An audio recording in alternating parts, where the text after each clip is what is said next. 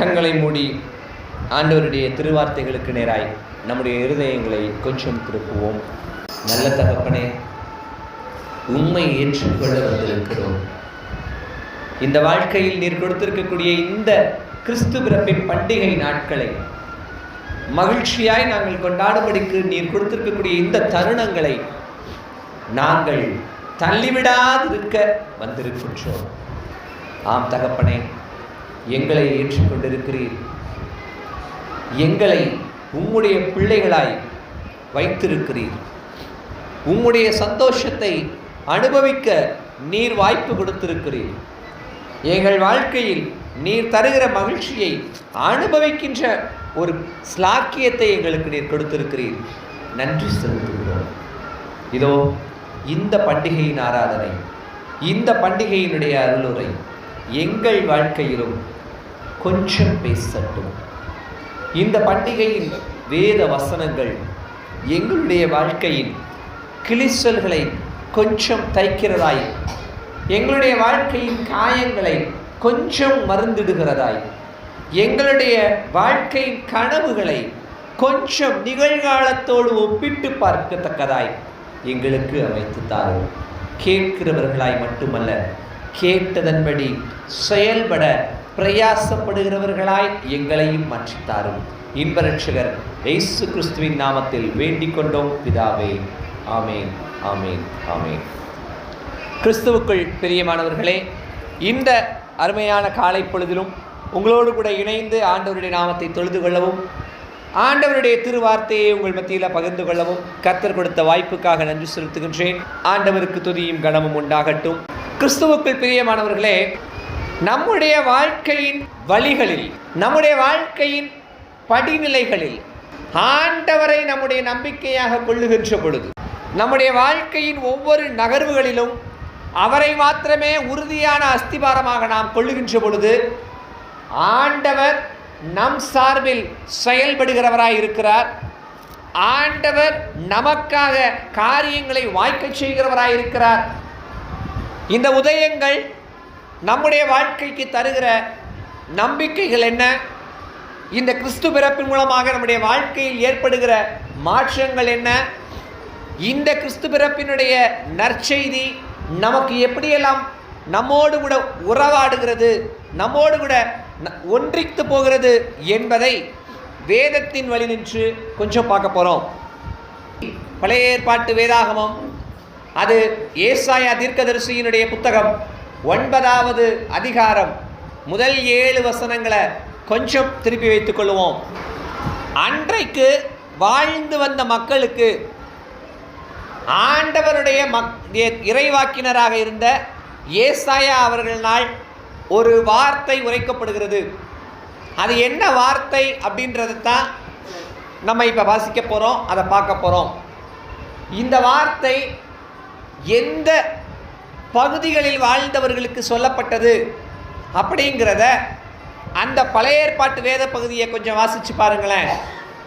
முதல் வசனத்தில் இப்படியாக அது ஆரம்பிக்கும். எடுத்தவர்கள் வாசிக்கலாம். 2 நாடு வருதுமா. என்ன நாடுமா அது? செபுலோன் ஒரு நாடு, நப்தலின்னு ஒரு நாடு. நமக்கு தெரியும், இஸ்ரவேலுடைய 12 கோத்திரங்கள், அந்த 12 கோத்திரங்களும் இஸ்ரவேல் தேசத்துக்குள்ளே போனதுக்கு பிறகு ஒவ்வொருத்தரும் ஒரு ஊர்களை கைப்பற்றி கொண்டு அவர்களுடைய காணியாட்சி நிலங்களாக பிரித்து கொண்டார்கள் இல்லையா? அதில் செபுலோன் குடும்பத்தார் தங்கி இருந்த பகுதி, நப்தலி குடும்பத்தார் தங்கி இருந்த பகுதி, அதுதானே அப்போ அர்த்தம்? அப்படி தானே அந்த வசனம் சொல்லுது. பின்பு அவர் செபுலோன் நாட்டையும் நப்தலி நாட்டையும், சரிங்களா? அப்போ இஸ்ரவேல் பிரதேசத்தில் செபுலோன் கூட்டத்தார் தங்கியிருந்த பகுதி, நப்தலி கூட்டத்தார் தங்கியிருந்த பகுதி. அது எந்த பகுதி அப்படின்னு நமக்கு தெரியணும். நம்ம பைபிளில் பல வருஷமாக நம்ம பைபிள் படிச்சுக்கிறோம். இத்தனை வருஷமாக படிக்கிற பைபிளில் ஒரு நாள் கூட திறக்காத ஒரு சில பக்கங்கள் இருக்குது. அதை இன்றைக்கி பார்க்க போகிறோம். நம்ம பைபிளுங்கிற அந்த புத்தகத்தில் கடைசி பக்கத்தை கொஞ்சம் எடுங்களேன். அங்கே வரைபடங்கள் கொடுத்துருப்பாங்க. மேப்புன்னு ஒன்று இருக்கும். இது வரைக்கும் நம்ம ஒரு நாள் கூட அதில் திறந்து பார்க்குறதே இல்லை பெரும்பாலும், இல்லையா? அதில் சும்மாவே நமக்கு எழுத்து பொடிசாக தெரியும், அதனாலேயே அதை நம்ம பார்க்க மாட்டோம். நம்ம கையில் கொடுத்துருக்கக்கூடிய வேதாகமத்தில் 4 மேப் இருக்கும். படம் பார்த்தீங்கன்னா ஆபிரகாமுடைய பிரயாண தேசத்தை குறித்து இருக்கும். அதாவது புஸ்தகத்தை நீங்கள் அகலவாக்கில் வச்சு பார்க்கணும் படத்தை, இல்லையா? 2வது படம் நீள்வாக்கில் தான் இருக்கும். இஸ்ரவேல் தேசத்தை யோசேப்பின் காலத்தில் கோத்திர பிதாக்கள் பங்கிட்டு கொண்டது பற்றி இருக்கும். இருக்குதா? அதில் செபுலோன் எங்கே இருக்குன்னு பார்க்க போகிறீங்க. இப்போ உங்கள் கையில் இருக்கிற வேதாகமோ, நீங்கள் பல வருஷமாக படித்த வேதாகமோ, நீங்கள் ஆண்டவரை பற்றி தெரிஞ்சுக்கிறதுக்கு அதில் செபுலோன் எங்கே இருக்குன்னு கண்டுபிடிக்க போகிறீங்க. இப்போ அந்த 2வது படத்தில் அக்கா, அந்த படத்தில் வரும்க்கா, உங்களுக்கு 3வது படமாக வரும்க்கா. இதில் செபுலோன் அதில் அந்த வட்டத்துக்குள்ளே என்னக்கா எழுதியிருக்கு? ரைட், அதுதான், அதே படம் தான். இதில் செபுலோன் எங்கே இருக்குன்னு பாருங்கள். அதுதான்க்கா, அதில் செபுலோன் எங்கே வருதுன்னு பாருங்கள். பெரும்பாலும் உங்களுக்கு செபுலோன்னு பெருசாக எழுதாமல் எப்படி கொடுத்துருப்பாங்கன்னா, மேலே ஒரு கட்டம் போட்டிருக்காங்களா, 12 பேரையும் போட்டு நம்பர் போட்டிருக்காங்களா, அந்த நம்பரை நீங்கள் மேப்புக்குள்ளே வரல வச்சு பாருங்கள். மேப்புக்குள்ளே அவ்வளோ பெருசாக எழுத முடியாதுன்னு சொல்லி செபுலோனுக்கு நம்பர் பார்த்துட்டு அந்த நம்பரை எங்கே எழுதியிருக்காங்கன்னு பாருங்கள். செபுலோனுக்கு நம்பர் என்ன? சரி, அந்த 4ஆம் நம்பர் எங்கே எழுதியிருக்காங்கன்னு பார்த்துட்டிங்களா? நப்தலிக்கு நம்பர் என்னன்னு பார்த்துக்கோங்க. அந்த 9ஆம் நம்பர் எங்கே இருக்குன்னு பார்த்துக்கோங்க. இப்போ உங்கள் கையில் இருக்கிற வேதாகமத்தில் நீங்கள் பார்த்துட்டீங்க செபுலோன் தேசம் எங்கே இருக்குன்னு, செபுலோன் பகுதி எங்கே இருக்குன்னு பார்த்துட்டீங்க. நப்தலி பகுதி எங்கே இருக்குன்னு பார்த்துட்டீங்க. 2 பக்கத்தில் இருக்கா, தூரமாக இருக்கா, பக்கத்தில் இருக்கா? இந்த 2க்கும் பக்கத்தில் ஒரு நீர்நிலையை ஒன்று சின்னதாக வட்டம் போட்டிருப்பாங்க பாருங்க. அதுதான் கலிலேயா பகுதி, கலிலேயா கடல்னு சொல்லக்கூடிய ஏரி. சரியா? இப்போ இதை அப்படியே ஒரு விரல் வச்சுக்கிட்டு வாசிச்சிங்கல்ல வசனம், ஏசாயா 9ஆம் அங்கே வசனத்துக்கு வாங்க. இப்போ வசனத்தை வாசிங்க. செபுலோன் நாட்டையும் நப்தலி நாட்டையும் ஈனக்குமாய் இடப்படுத்தின முந்தின காலத்தில் இருந்தது போல அதை இருப்பதில்லை. ஏனென்றால் நல்லா பாருங்க, அவர் கடற்கரையாகிய யோர்தான் நதியோரத்தில் உள்ள புறஜாதியாருடைய வந்துருச்சா?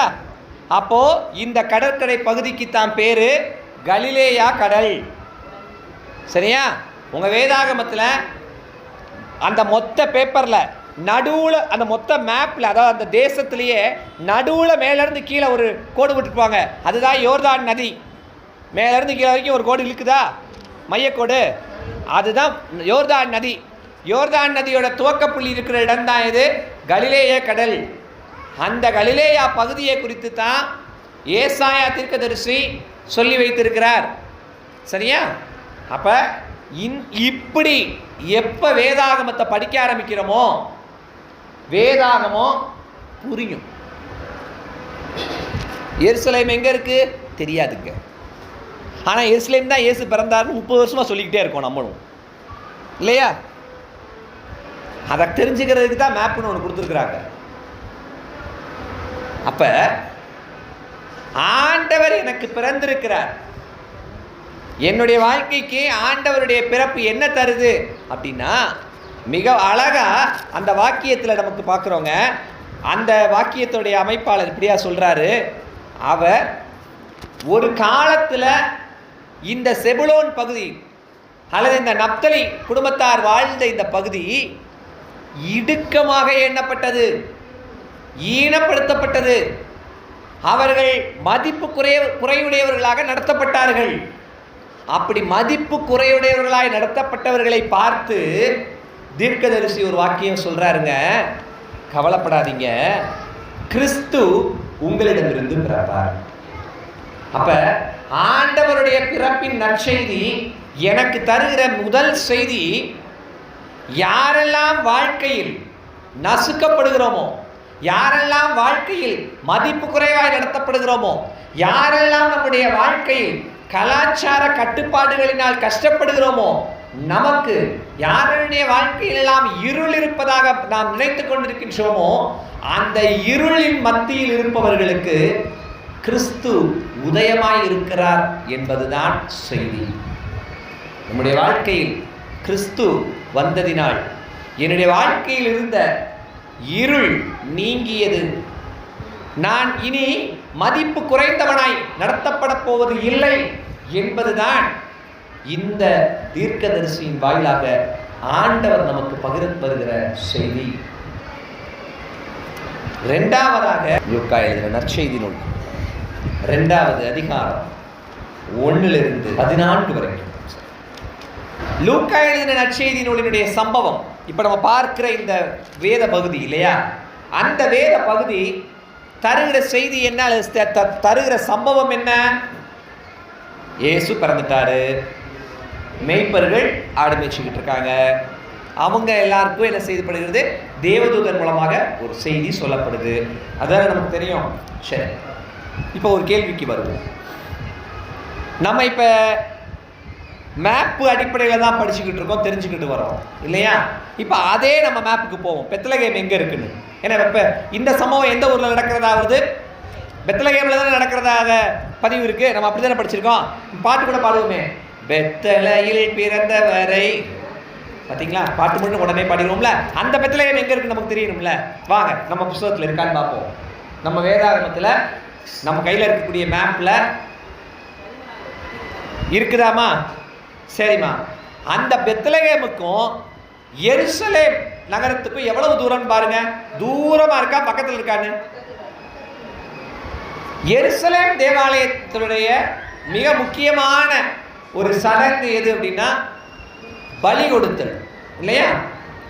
அந்த பலி கொடுப்பதற்கு தேவையான ஆடுகளை வளர்க்கின்ற கூட்டத்தார் வாழுகிற இடம் பெத்லகேம். இந்த பெத்லகேம் என்பது தாவீதினுடைய சொந்த ஊர். இந்த பெத்லகேம்ல ஆண்டவர் பிறக்கின்ற பொழுது எத்தனையோ பேருக்கு அந்த ஊர்ல இருந்திருப்பாங்கல்ல. ஏன் அவங்களுக்கு மேய்ப்பர்களுக்கு மட்டும் அந்த செய்தி நேரடியாக போய் சொல்லப்பட்டது? அதை நம்ம யோசிக்கணும்ல. மேய்ப்பர்களுக்கு சொன்னாங்க ரைட்டு. ஏன் அவங்களுக்கு மட்டும் சொல்லப்பட்டுச்சு? அதுக்குரிய காரணம் தெரியணும்ல. அன்னைக்கு மேய்ப்பர்கள் ஆடு வளர்த்தாங்க. ஏன் தெரியுமா? அந்த ஆடு என்னுடைய பாவத்தை மன்னிக்கிறதுக்கு எனக்கு பதிலா அந்த ஆட்டை கொண்டு போய் பலி கொடுக்கலாம்ன்ற பழக்கம் அன்னைக்கு எருசலேம் தேவாலயத்தில் இருந்ததுனால அதுக்காக அன்னைக்கு ஆடுகளை வளர்த்தாங்க.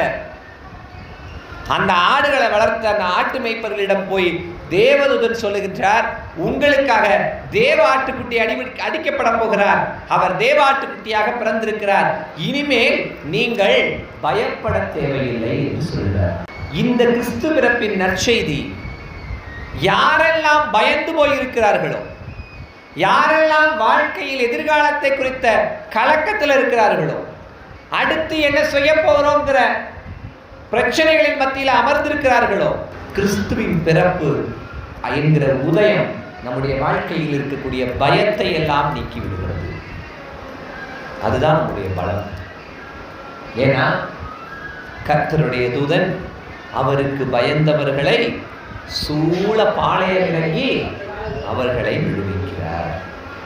அவர்கள் அப்ப கடவுளுக்கு நம்ம ரொம்ப பிடித்தமானவர்களாய் காணப்படுகிறபடினால ஆண்டவர் நமக்காக மனுஷனாய் வருகிறார். அப்படி வருவதனால் நமக்கு கிடைக்கிற 2வது சந்தோஷமான செய்தி என்ன? என்னுடைய வாழ்க்கையில நான் எதை குறிச்சும் பயப்பட வேண்டியது இல்லை, எதை குறிச்சும் கவலைப்பட வேண்டியது இல்லை, எதை குறிச்சும் ராத்திரியெல்லாம் தூக்க வராம உட்கார்ந்துருக்க வேண்டியது இல்லை மெய்ப்பர்கள் போல. ஏன்னா என் பயத்தை எல்லாம் நீக்குவதற்கு ஆண்டவர் உதித்திருக்கிறார். என் பயத்தை எல்லாம் போக்குவதற்கு ஆண்டவர் உதித்திருக்கிறார். பாருங்க, இன்றைக்கு கர்த்தராகிய கிறிஸ்து என்னும் அவர் கர்த்தராக இருந்தவர் கிறிஸ்துவாக வந்திருக்கிறார்.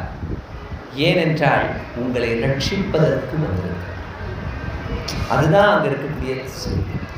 ஏன் எனக்குள்ள இருக்கக்கூடிய பயம், அல்லது எப்படி எனக்குள்ள இருக்கக்கூடிய பயம் போகுது என்னை விட்டுன்னா, சர்வ உலகத்தையும் படைச்ச கடவுள்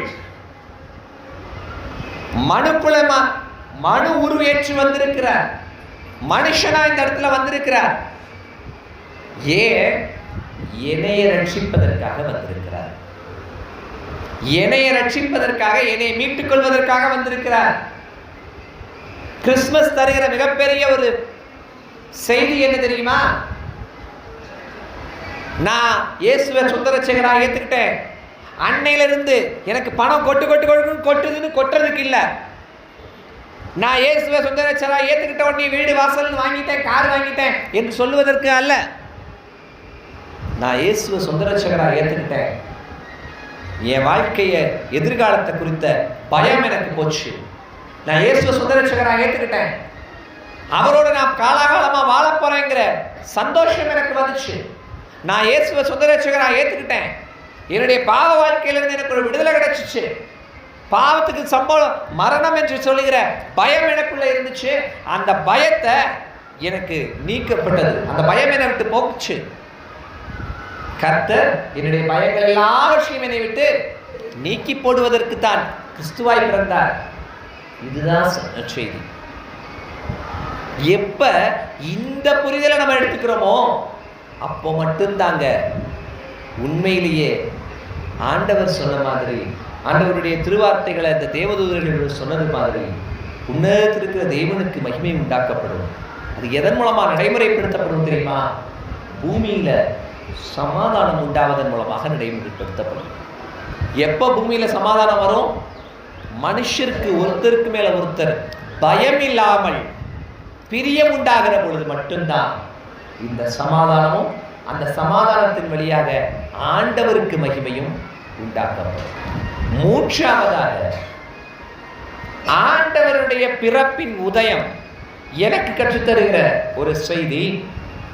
அது நமக்கு கொடுக்கப்பட்டிருந்த மூன்றாவது நிருப பாடமாகிய கலாத்தியருக்கு எழுதின நிருபம் 4வது அதிகாரம் 1 முதல் 7 வரை உள்ள வசனங்கள். கலாத்தியர் 4வது அதிகாரம் வசனங்கள் 1 முதல் 7 வரை. அதை கொஞ்சம் வாசிக்கலாமே. கலாத்தியர் 4:1 to 7. இந்த பகுதி எனக்கு கற்றுத்தருகிற செய்தி என்ன அப்படின்னா, காலம் நிறைவேறின பொழுது ஆண்டவர் தம்முடைய குமாரனை மனு உருக்கொண்டு இந்த உலகத்திற்கு அனுப்பினார். அப்ப ஆண்டவருடைய இந்த கிறிஸ்து பிறப்பினுடைய உதயம் எனக்குள் தருகிற மூன்றாவது செய்தி, ஆண்டவர் எல்லா காலத்தையும் தம்முடைய கரத்தில் வைத்திருக்கிறார். ஆண்டவருக்கு என்று ஒரு காலம் இருக்கிறது. ஆண்டவர் தன்னுடைய காலத்தில் எல்லாவற்றையும் நேர்த்தியாய் செய்ய போகிறவர். ஆண்டவர் தம்முடைய முதலாவது வருகையில் எப்படி வந்தாரோ, தீர்க்கதரிசியின் மூலமாக சொல்லப்பட்டதன் அடிப்படையில் எப்படி வந்தாரோ, அதே போல அப்போஸ்தலர் வழியாக சொல்லப்பட்ட செய்திகள் நிறைவேறும்படியாக மறுபடியும் 2ஆம் முறை பூமிக்கு வரப்போகிறார். ஏனென்றால் காலம் நிறைவேறப் போகிறது. அப்ப கிறிஸ்து பிறப்பினுடைய செய்தி என்பது, கிறிஸ்துமஸ் கொண்டாடுவதனுடைய நோக்கம் என்பது வந்தாரு வந்தாரு வந்தாருன்னு சொல்றது இல்ல, வரப்போறாருன்னு சொல்றது. கிறிஸ்து பிறப்பினுடைய மைய கருத்து வந்தாரு என்பதை சொல்வது மட்டுமல்ல, மறுபடியும் வரப்போகிறார் என்பதை சொல்வது. ஏனென்று சொன்னால், நாளொன்று வருகிறது, மத்திய ஆகாயத்தில் தூதர்கள் புடைசூழ மேகங்கள் நடுவிலே ஆண்டவர் மறுபடியும் இந்த பூமியை நியாயம் தீர்க்க வரப்போகிறார். நீதி அரசராக, நியாயாதிபதியாக, வெள்ளை சிங்காசனத்தில் அமர்கிறவராக வரப்போகிறார். அவரை சந்திக்க நீங்களும் நானும் ஆயத்தமாய் வந்திருக்கிறோமா என்பதுதான் கிறிஸ்து பிறப்பின் உதயம் நமக்குள் தருகிற மிக மிக முக்கியமான ஒரு செய்தி. மிக மிக முக்கியமான ஒரு செய்தி. கிறிஸ்து பிறப்பு என்பது என்னுடைய வாழ்க்கையில் இருளிலிருந்து உதயத்திற்கு தருகிறது. பயத்திலிருந்து உதயத்தை நோக்கி என்னை கொண்டு செல்லுகிறது. அதை விட முக்கியமானது, இந்த உலகத்தின் காலகட்டங்களில் இருந்து கடவுளின் காலகட்டங்களை நோக்கி என்னை நகர்த்தி கொண்டு செல்கிறது. உண்மையிலேயே ஆண்டவருடைய வருகைக்கு நீங்களும் நானும் காத்திருக்கிறோமா? தயாராக இருக்கிறோமா? அதை குறித்த தெளிவு வச்சிருக்கிறோமா?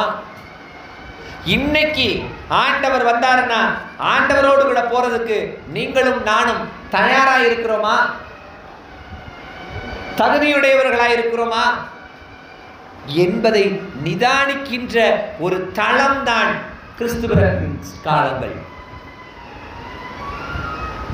நம்முடைய ஆலயங்கள்ல பெரும்பாலும் குருசேகரங்கள்ல நீங்க அவர்களை பார்க்க முடியும்.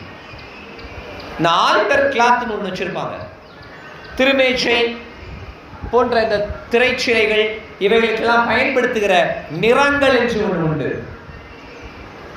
மற்ற வாரங்கள்ல ஃபுல்லா பச்சை கலர்ல இருக்கக்கூடிய அந்த நிறங்கள் டிசம்பர் முதல் வாரத்துல இருந்து கிறிஸ்துமஸ் முடிகிற வரைக்கும் வயலட் நிறத்துல இருக்கும். இன்னொரு காலகட்டத்துக்கு அது வயலட் நிறமாகும். அது எப்ப தெரியுமா? சாம்பல் புதன்ல ஆரம்பிச்சு உயிர்த்தெழுதலுக்கு முந்தின நாள் வரைக்கும்.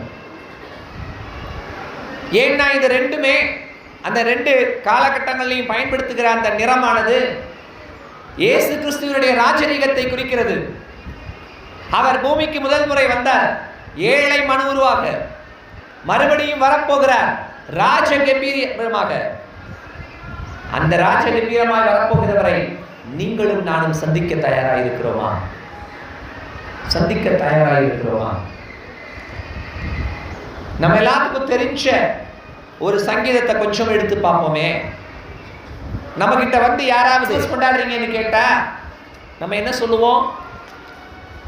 நம்ம கிட்ட யாராவது வந்து கர்த்தரை ஏன் உங்களோட மெய்ப்பரா வச்சிருக்கீங்க அப்படின்னு கேட்டா என்ன பதில் சொல்லுவோம்?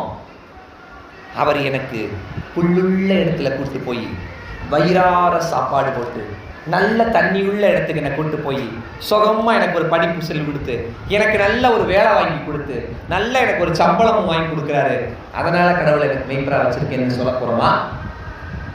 அதுக்காகத்தான் கடவுளை மெய்ப்பரா வச்சுக்கிட்டு இருக்கோமா?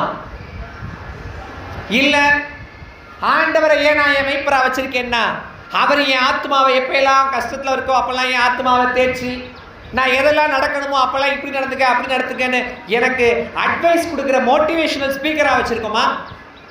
தன்னம்பிக்கை பேச்சாளரா இருக்காருன்னு நினைக்கிறோமா? இல்ல எப்பெல்லாம் என் வாழ்க்கையில பயம் வருதோ, பள்ளத்தாக்கின் அனுபவங்கள் வருதோ, அப்பெல்லாம் ஆண்டவர் என் கூடவே இருந்து என்னை ஆற்றுவாரு தேற்றுவாருங்கிறதுக்காக மட்டுமே தான் ஆண்டவரை என்னுடைய மெய்ப்பரா வச்சிருக்கோமா? அல்லது 4 பேருக்கு முன்னாடி எனக்கு ஒரு பார்ட்டி வச்சு என் தலையை எண்ணெயால் அபிஷேகம் பண்றதுக்கு தான் கடவுள் எனக்கு மெய்ப்பரா இருக்காருன்னு வச்சிருக்கோமா? இல்லைங்க. கடவுளை ஏன் நான் என்னோட மெய்ப்பரா வச்சிருக்கேன் தெரியுமா? இந்த ஜீவனம் இருக்கிற நாள் வரைக்கும் கடவுள் தருகிற நன்மையும் கடவுளுடைய கிருபையும் உங்களையும் என்னையும் தொடர்ந்து வந்து கொண்டே இருக்கும். நாளொன்று வரும், நீங்களும் நானும் கர்த்தருடைய வீட்டுக்கு போகிறோம். அங்க போய் நீடித்த நாட்களாய் எப்ப நிலைத்திருப்பேங்கிற அனுபவம் நமக்குள்ள கன்ஃபார்ம் ஆகுதோ அதுதான் உண்மையான கிறிஸ்துமஸ். நான் உண்மையிலேயே ஆண்டவருடைய வீட்டுக்கு போய் நிலைச்சிருப்பேன், ஆண்டவருடைய வீட்டுக்கு போகிறவன் நான் என்கிற நம்பிக்கையோடு யார் வாழுகிறார்களோ அவர்களுக்கு மட்டும்தான் இந்த உதயம் உண்மையிலேயே உதயமாக இருக்கும். ஒவ்வொரு விடியலும் ஒரு உதயத்தை எதிர்பார்த்து இருக்கிறதுங்க. நம்ம இன்னைக்கு எதை எதிர்பார்த்திருக்கின்றோம்? இருளில் இருந்து எனக்கு ஒரு வெளிச்சம் வரணும்னு ஆசைப்படுறது நல்லதுதான். பயத்திலிருந்து எனக்கு ஒரு வெளிச்சம் வரணும்னு ஆசைப்படுறது நல்லதுதான். ஆனால் முடிவுறுகிற இந்த வாழ்க்கையிலிருந்து முடிவில்லாத பெருவாழ்வை நோக்கி நாம் நகர வேண்டுகிற அந்த உதயத்தை எதிர்பார்க்கிற மிக முக்கியமான ஒரு தருணத்துக்கு கடவுள் நம்மை அழைக்கின்றார். அதுக்கு நம்ம தயாராக இருக்கிறோமா அப்படிங்கிறது இன்றைக்கு நம்ம முன்னாடி இருக்கக்கூடிய மிக மிக மிக முக்கியமான ஒரு கேள்வி. எப்போ நம்மக்கிட்ட அந்த கேள்விக்கு பதில் இருக்கிறதோ, உண்மையிலேயே நம்ம கொண்டாடுகிற இந்த கிறிஸ்து பிறப்பின் செய்தி அல்லது இந்த கிறிஸ்து பிறப்பினுடைய மகிழ்ச்சி சரியான முறையில் நம்மால் கொண்டாடப்படுகிறது என்று அர்த்தம். இந்த நாளினுடைய செய்தி நமக்குள்ள மறுபடியும் கொஞ்சம் பேசட்டும். ஐயா, கிறிஸ்து பிறப்பு நமக்குள் ஒரு உதயத்தை தந்திருக்கிறது. அது இருளிலிருந்து உதயம், பயங்களிலிருந்து உதயம், நிலையற்ற வாழ்விலிருந்து நிலையான பெருவாழ்வை பெறப்போகிறோம் என்கின்ற அருமையான எதிர்பார்ப்பின் உதயம். இந்த உதயத்தை பெற்றுக்கொள்ள தயாராக இருப்பவர்களாய் கண்களை மூடி ஜெபம் செய்வோம். கண்களை மூடுவோம்.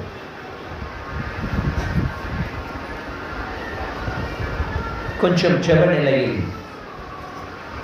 ஆண்டவரை நோக்கி பார்ப்போம்.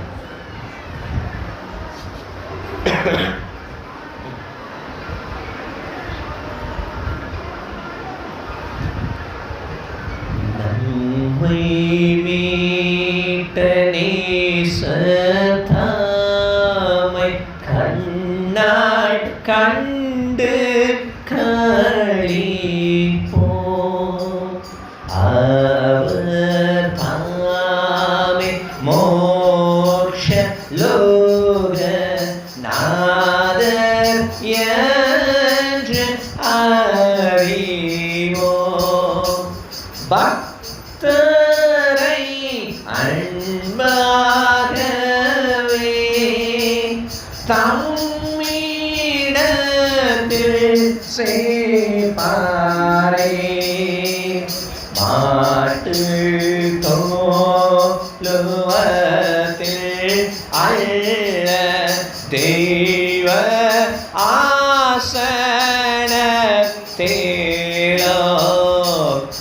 ஏழை கோலமாக அள்ள ராஜ கிரீடம் சோடியோ. மீட்பர் வீற்றிருக்கிறார்,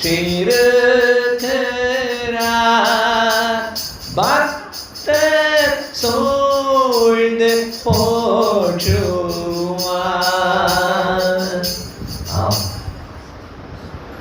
நம்மை மீட்க வந்தவர் அவரை நன்றியோடு பார்ப்போம். அவர்தான் மோட்சலோகநாதர் என்று உண்மையிலேயே அறிந்து கொண்டவர்களாய் அவரை நோக்கி பார்ப்போம். இதோ நாள் ஒற்றி வருகிறது. இன்றைக்கு மாட்டுத் தொழுவத்தில் நாம் நினைத்துக் கொண்டிருக்கலாம், ஆனால் தெய்வாசனத்தில் வரப்போகிறவர். இன்றைக்கு நாம் ஏழை கோலமாகவே குடில்கள் வைத்து மகிழ்ந்து கொண்டிருக்கலாம், ஆனால் ராஜ முடிசூடியவராய் வரப்போகிறார்.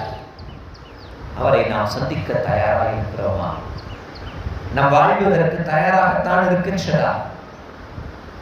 கிறிஸ்து பிறப்பின் உதயம் நமக்குள் எப்படிப்பட்ட மாற்றங்களை, நகர்வுகளை கொடுத்திருக்கிறது? கொஞ்சம் யோசித்து பார்ப்போம். ஆண்டவரே, இந்த செய்தியின் வாயிலாக என்னோடு பேசியதற்காக நன்றி. என் வாழ்வில் அடைத்து வைக்கப்பட்டிருந்த இருள்களிலிருந்து உதயத்தை நீர் கொடுத்திருக்கிறீர் என்று நாங்கள் கற்றுக்கொண்டோம். நன்றி செலுத்துகிறோம். நாங்கள் பயந்து கொண்டிருந்த எதிர்காலங்களை குறித்து பயத்திலிருந்து எங்களுக்கு நீர் ஒரு பகலின் வெளிச்சத்தை உதயமாய் கொடுத்திருக்கிறீர் என்பதை அறிந்து கொண்டோம். சந்தோஷமாய் நாங்கள் அவைகளை ஏற்றுக்கொள்கிறோம். நிலையான நித்திய வாழ்வுக்கு நேராய் நீர் எங்களை அழைக்கின்றீர், தகுதிப்படுத்துகிறீர், எங்களை அறைக்கு உள்ளிட்டு அழைக்கிறீர் என்பதை இந்த செய்தி எங்களுக்கு சொல்லிக் கொடுத்திருக்கிறதே. உமக்கு நன்றி செலுத்துகிறோம். ஆம் தகப்பனே, நீர் மாத்திரம் மகிமைப்படும். இந்த செய்தியை உள்வாங்கியவர்களாய் இந்த செய்தியை எங்கள் வாழ்க்கையில் பிரயாசப்படுத்தி எங்கள் வாழ்க்கையில் நடைமுறைப்படுத்தி நாங்கள் பார்க்கிறவர்களை எல்லாம் கிறிஸ்துவின் ராஜ்யத்துக்கு ஆதாயப்படுத்திக் கொள்ள நாங்கள் பயன்படுத்திக் கொள்ள இந்த நாள், இந்த கிறிஸ்துமஸ் காலங்கள் எங்களுக்கு உதவி செய்யட்டும். இன்ப ரட்சகர் இயேசு கிறிஸ்துவின் நாமத்தில் வேண்டிக் கொண்டோம் பிதாவே. ஆமென், ஆமென், ஆமென்.